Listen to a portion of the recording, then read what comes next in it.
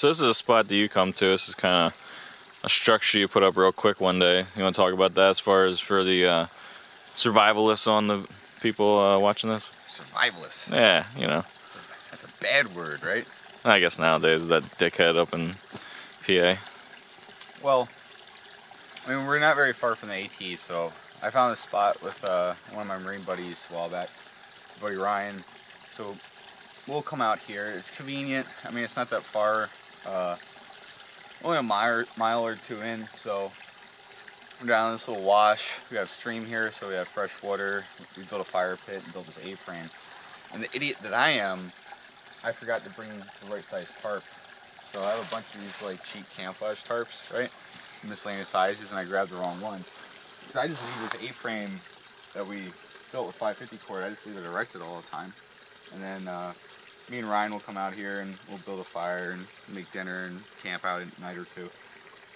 So I brought the wrong tarp, so I was a little bit short. So I used my my Marine tarp, which is one of the single most impressive pieces of gear you can carry. It's one of the best pieces of gear the Marine Corps decided to buy for us.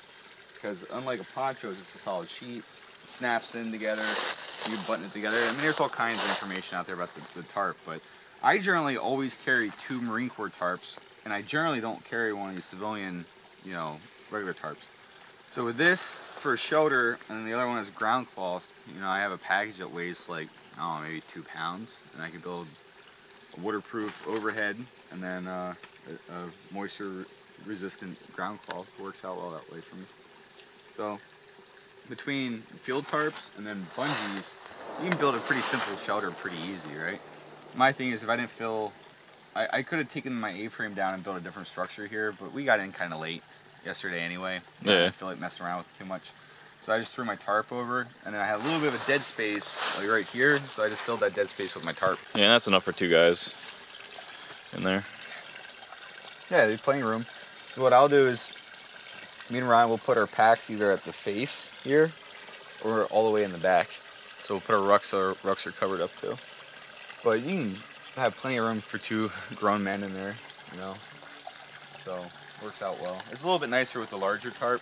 It looks a little bit more impressive, but you know, I made it do. It didn't rain. If it would have rained, I would have been fine. You know, I was buried pretty deep in there, and I had enough room for my ruck to be in there and everything else. So I was happy with it. It took me about 5 minutes to set up, unlike the 45 minutes it took you to set up your hammock. Yeah, it was a complete disaster. All right, so here's what it looks like when you actually see the structure. You just got the 2 A's and then a pole down the middle, and then cordage wrapping it around there. And how long has this been out here? Like a year and a half. Yeah, so it hasn't moved in a year and a half as far as the actual structure. Come out here with 2 tarps and get her done.